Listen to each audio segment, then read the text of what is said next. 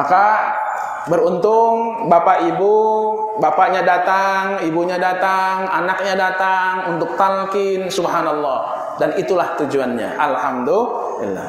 Ini masih muqaddimah. Dalam muqaddimah ada berapa ayat? Ternyata dalam muqaddimah disebutkan ada 6 ayat. Kalau tidak salah, mudah-mudahan bisa dikoreksi oleh Al-Mukarram. Saya tanya ya, dalam muqaddimah ada berapa ayat? Ulangi, dalam muqaddimah ada berapa ayat? 6. Miftahus Sudur terbagi menjadi berapa pasal? Ragu. 6 juga. Saya ulangi, dalam muqaddimah ada berapa ayat? 6. Miftahus Sudur terbagi menjadi berapa pasal? 6. Ternyata luar biasa. Guru agung kita luar biasa. Satu ayat demi ayat dalam muqaddimah mewakili dari setiap pasal-pasal yang ada di Miftahus Sudur. Jadi match. Wala dzikrullahi akbar. Ya ayyuhalladzina amanu dzkurullaha katsira. Ini bicara tentang pasal kedua, bicara tentang bagaimana cara zikir jahri. Alhamdulillah. Wadhkur rabbaka fi nafsik tadarru'an wa khifatan wa dunal jahri minal qawli bil ghuduwi wal asal wa la takum minal ghafilin. Zikir yang ada di dalam hati, zikir yang ada di dalam jiwa, ternyata kajian terhadap zikir khafi bukan ada di pasal kedua, tapi justru ada di pasal ketiga. Ayat keempat, ya, ayat kelima dan ayat keenam. Berbicara tentang ayat keenam adalah berbicara tentang pasal keenam.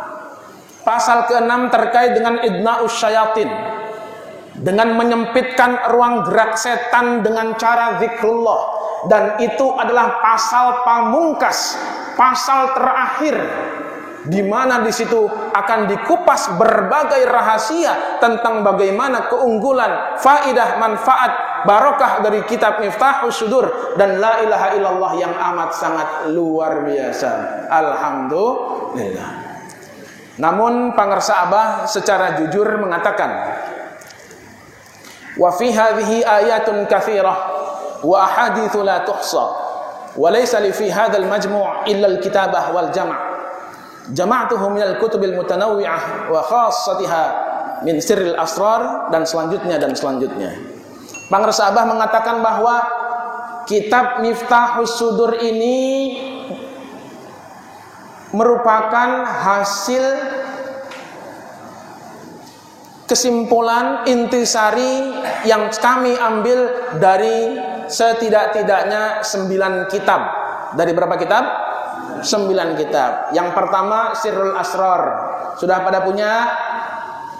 Nanti ya, pangersa Tuan Guru nanti akan membahas dah, insyaallah ya. Kitab Sirrul Asrar sudah diterjemahkan oleh pangersa Uwa, pangersa Ajengan Jejen Zainal Abidin Bazul Ashab. Bukunya kurang lebih tebalnya segini, terdiri dari 24 pasal. Kenapa 24 pasal? Karena seiring dengan jumlah bilangan jam sehari semalam. Jadi siapa ya orang yang pernah membahas, pernah mengkaji, mengamalkan Sirrul Asrar yang 24 pasal, mudah-mudahan selama 1 kali 24 jam dia akan terjaga. Alhamdulillah. Selain itu dari kitab Al-Ghunyah li Talibi Tariqil Haq, kemudian kitab Jami' Usul fil Auliya, Khazinatul Asrar, Qalaidul Jawahir, Fathul Arifin, Tanwirul Qulub, Al-Fuyudatur Rabbaniyah, Minahus Saniyah. Udah pada punya belum? Belum. Alhamdulillah. Wa ghairiha min kalamil ulama'ir rasikhin was sulaha'il arifin, dan perkataan ulama-ulama yang lainnya. Bapak Ibu sekalian, setelah saya mengamati Miftahus Sudur, saya dapati bahwa Miftahus Sudur ini marojiknya, rujukannya ini baru beberapa saja. Sehingga saya tertarik untuk menerjemahkan kitab Miftahus Sudur dengan cara mengubah peta konsepnya. Pasalnya sama, tidak berubah. Dalilnya sama, tidak berubah. Urutannya sama, tidak berubah. Tetapi saya buatkan peta konsep di dalamnya agar para ikhwan lebih cepat membacanya dan cepat memahaminya. Ya, jujur saja seperti itu. Yang kedua, saya buatkan sebuah tambahan maroji. Saya buka dari kitab Sirrul Asrar, saya buka Al-Ghunyah, dan kitab-kitab 9 kitab ini termasuk juga ada Tuan Guru dari kitab Hikam, dari Ihya juga ada sebenarnya. Cuma nanti akan saya masukkan pada cetakan yang berikutnya saja. Ya, alhamdulillah. Semoga Allah memberikan manfaat untuk kita semua. Amin ya rabbal alamin. Miftahus Sudur pasal pertama, fi bayani mahiyatin nafi wal itsbat. Bicara Miftahus Sudur pasal pertama adalah bicara tentang hakikat kalimat nafi dan itsbat. Nafi itu apa ya? Nafi itu bagaimana cara mengucapnya? La. Isbat itu bagaimana cara mengucapnya? Illa.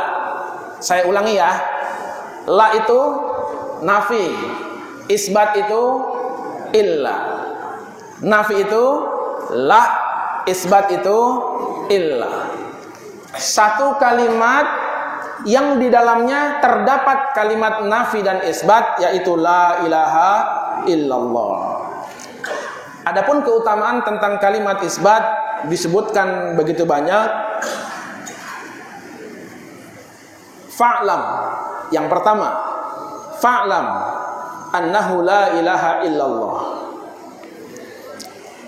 Ayat yang pertama, pangersa Abah mencantumkan kalimat fa'lam annahu la ilaha illallah.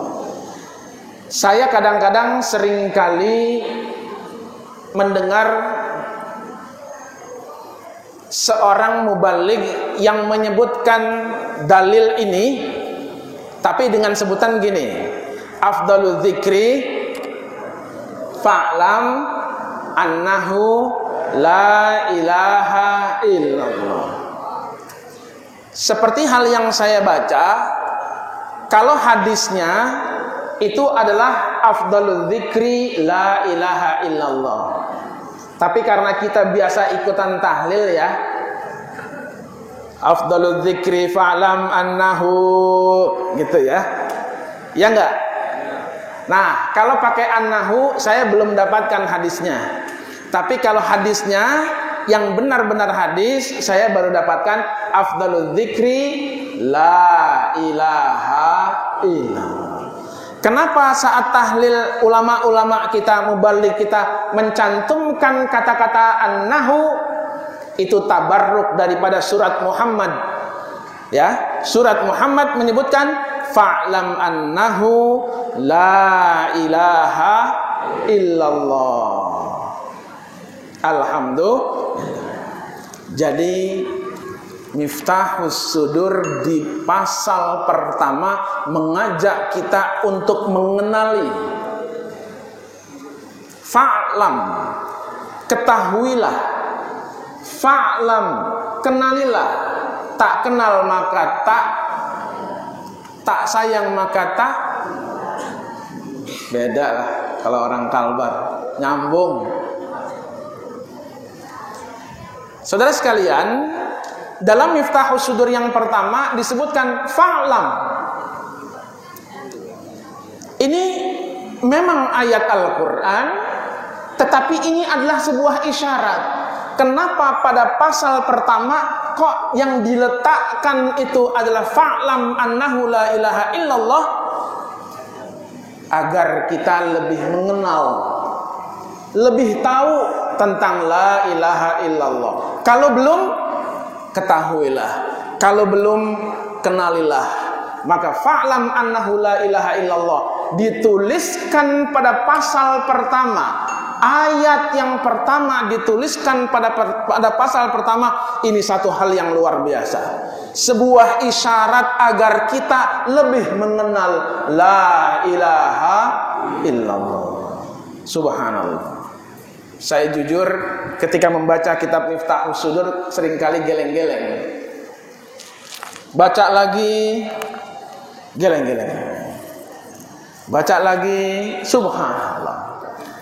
Jadi berapa kali saya baca Miftahus Sudur, mungkin ratusan kali saya baca Miftahus Sudur, masih terkagum-kagum dengan kitab ini. Ini luar biasa. Bukunya, kitabnya memang kecil, tapi ini adalah kunci. Miftah, kunci, sudur, dada. Jamak daripada sodrun.